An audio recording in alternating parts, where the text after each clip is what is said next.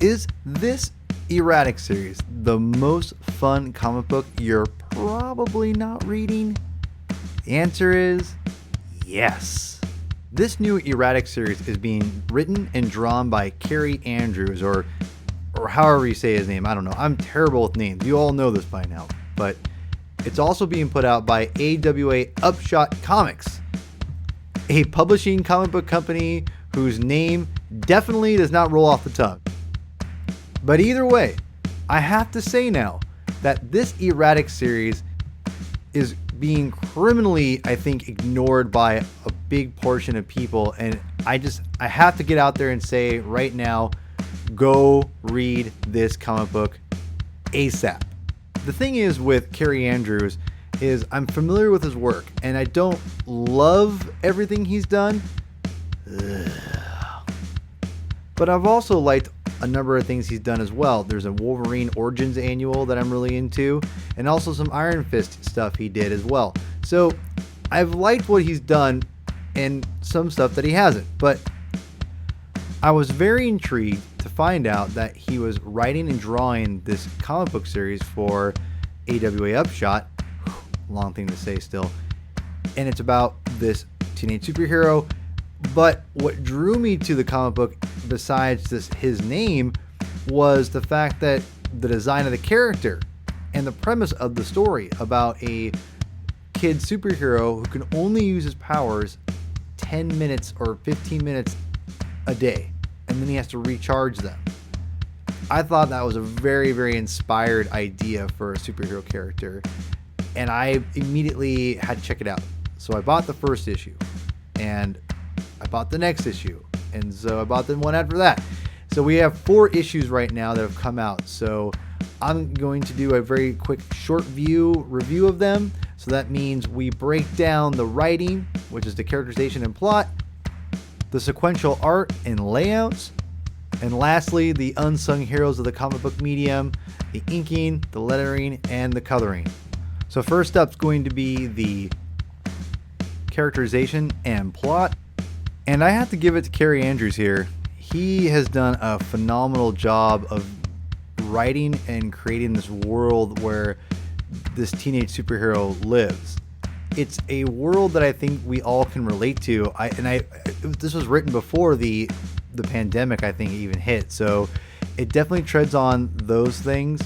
And I think it kind of brought me back to being a kid a little bit. I mean, and those are the reasons why we read these coming of age stories of any kind, right? Much less superheroes. But obviously this is a callback to Stan Lee and Steve Ditko's Spider-Man stuff, and it's very on the nose, but it's also kind of fresh and interesting. I think the premise alone, the idea of a superhero who can only use his powers for 15 minutes of a time, or whatever the time is, I can't always remember the exact number, is really interesting. And you add that layer with a teenage superhero, it's really interesting and cool, and the costume is great. So, but again, the story idea itself, I think, is enough to get people to read the book and sell and get people interested. So I think this is a solid writing job.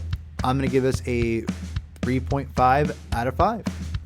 Next is sequential art and layouts, and Kaare Andrews does those as well. It's very evident that Kaare Andrews knows how to tell a story visually with his directing film background and his comic book art background. You marry those things together, the guy gets the visual medium very, very well. And this series only displays that to the fullest extent. The costume design for E-Ratic, I think, is really, really cool. And again, going back to the Spider-Man aesthetic, there's a huge Spider-Man influence here, but it's not so much where it's so obvious and just obnoxious. It's very much an homage, but there's a lot of just personality with the costume as well. I think he's done a great job with, and I love the costume. I love to get some kind of E-Ratic action figure, but that's just me. That's just what I'd like. But besides just the great story, character design of this character, the way he tells the story and the panel layouts and everything is just so it's so perfect. I think the art is fantastic. There's a huge manga influence in this. I'm not a huge manga person. I'm getting more into it, but I love his style in this series, and I can't rave about it enough. I just think it just pops off the page, which we'll get into that in the next category. But the art definitely is a big main reason why it pops out, and I think Kaare Andrews just gets story, the visual medium so well, and I love it. I'm gonna give the art honestly a 3.8 out of 5. It's not quite that threshold of 4 that I think I hold to a very high esteem. I think 5s are perfect, but 3.8 is almost a 4. It's almost there. It's so good, but it's not quite there. But the art is really great. So yeah, 3.8 ain't bad though either. And lastly, the fine details, the unsung heroes of comic books. That is the inking, lettering, and coloring. So for the inking, that's also done by Kaare Andrews. But I'm going to point out the coloring here specifically, because this to me is what really makes this book, I think, stand out. And I think will be what a lot of people will probably overlook when they talk about how great this book is. And I think that is the coloring by Brian, I think it's pronounced Reber, maybe Reber. Either way, his coloring just makes everything just stick out in the best way possible. And I love how dynamic everything kind of feels. And the costume for E-Ratic especially is so bright and vivid that it pops. And obviously it's a lot of it with Kaare Andrews and how he designs the character, but I think the coloring really does a phenomenal job of making it stand out even more so. And I just love the way he just mixes everything together in the series. So every issue, it just, again, things just pop at you. And when you're reading a comic book, especially a 22-page, every month comic, you've got to make yourself stand out in a very distinct and unique way, but also be easy on the eyes.